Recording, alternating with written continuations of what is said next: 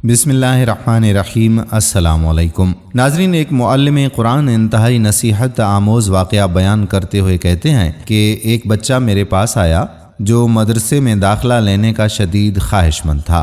میں نے اس سے پوچھا کہ بچے، آپ کو قرآن کا کچھ حصہ زبانی یاد ہے؟ بچے نے کہا جی ہاں یاد ہے۔ میں نے اس کا امتحان لیتے ہوئے کہا کہ پھر آپ مجھے 30واں پارہ سنا دیں۔ اس نے مجھے 30واں پارہ زبانی سنا دیا۔ میں نے پوچھا کہ آپ کو سورۃ الملک بھی یاد ہے؟ اس نے سورہ ملک بھی سنا دی۔ مجھے بڑا تعجب ہوا کہ اس چھوٹے سے بچے نے کم سنی کے باوجود قرآن کریم کا کچھ حصہ حفظ کر رکھا ہے۔ میں نے اسے سورہ نحل سنانے کو کہا تو اسے وہ بھی یاد تھی۔ جوں وہ میرے سوالات کا جواب دے رہا تھا، میری حیرانی بڑھتی ہی چلی جا رہی تھی۔ میں نے سوچا کہ اب اس سے بڑی سورتوں کے متعلق پوچھتے ہیں۔ میں نے کہا کہ آپ کو سورہ بقرہ بھی یاد ہے؟ اس نے مجھے ہاں میں جواب دیا اور ساتھ ہی کسی غلطی کے بغیر سورۃ بقرہ بھی زبانی سنا ڈالی۔ میں نے متعجب ہو کر پوچھا کہ بچے، مجھے لگتا ہے کہ آپ نے پورا قرآن پاک حفظ کر رکھا ہے۔ اس نے کہا جی۔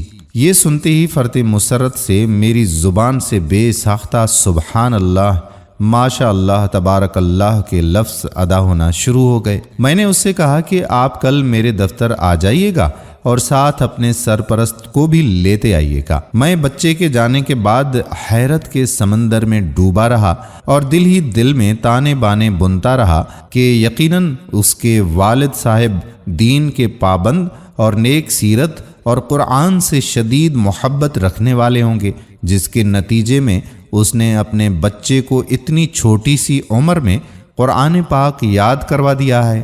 مجھے اس وقت حیرانی کا شدید جھٹکا لگا جب وہ کل صبح اپنے والد صاحب کو لے کر آیا تو اس کے والد صاحب ظاہری شکل و صورت سے بالکل بھی متبع سنت اور پابند شریعت نہیں لگ رہے تھے۔ اس بچے کے باپ نے میری پریشانی اور استعجاب کو بھانپ لیا اور فوراً بولا کہ میں جانتا ہوں کہ آپ میرے اس بچے کا والد ہونے کی وجہ سے حیران اور ششدر ہو رہے ہیں۔ میں ابھی آپ کی حیرت ختم کیے دیتا ہوں۔ اصل بات یہ ہے کہ اس بچے کے حفظ قرآن کے پیچھے اس کی والدہ کا ہاتھ ہے، جو بچوں کی تربیت کے حوالے سے 1000 آدمیوں کے برابر ہے۔ آپ یہ بات سن کر مزید حیران ہوں گے کہ میرے 3 بیٹے ہیں اور سب قرآن کے حافظ ہیں۔ میری سب سے چھوٹی بیٹی 4 سال کی ہے اور وہ بھی 30واں پارہ حفظ کر چکی ہے۔ میری حیرانی انتہا کو پہنچ چکی تھی۔ میں نے پوچھا کہ یہ کیسے ممکن ہے؟ 4 سال کی بچی نے 30واں پارہ کیسے یاد کر لیا ہے؟ اس نے جواب دیا کہ بچوں کی والدہ کا طریقہ کار یہ ہے کہ جب بچہ بولنا شروع کرتا ہے تو وہ اسے قرآن یاد کروانا اور حفظ کروانے کا شوق دلانا شروع کر دیتی ہے۔ وہ بچوں کا مقابلہ کرواتی ہے اور کہتی ہے کہ جو سب سے پہلے یہ سورت یاد کر دے گا، رات کا کھانا اس کی پسند کا بنے گا۔ جو سب سے پہلے حفظ کرے گا، ہم ویکینڈ پر اس کی پسند کی جگہ پر جائیں گے۔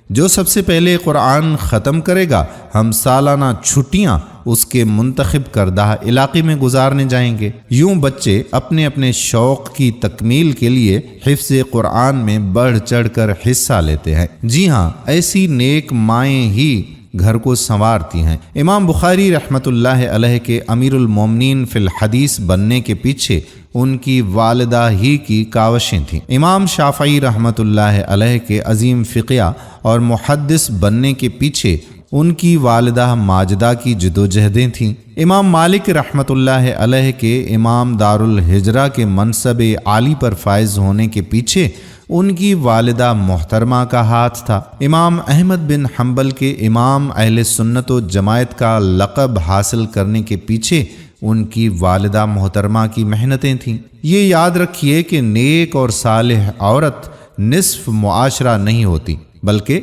معاشرے کی بنیاد اور ستون ہوتی ہے۔ میری امت کی ماؤں کو معاشرے کو کارآمد اور دین کے نور سے آراستہ افراد فراہم کرنے کے لیے امت بننے کی ضرورت ہے۔ اگر مائیں امت بننے کا تہیہ کر لیں تو قوم کو بام عروج پر پہنچنے سے کوئی نہیں روک سکتا انشاءاللہ۔ دوستو، ہم امید کرتے ہیں کہ ہماری آج کی یہ ویڈیو بھی آپ کو ضرور پسند آئی ہوگی۔ آنے والی ویڈیو تک اپنے میزبان قادر بخش کلہوڑوں کو اجازت دیجیے۔ اللہ حافظ۔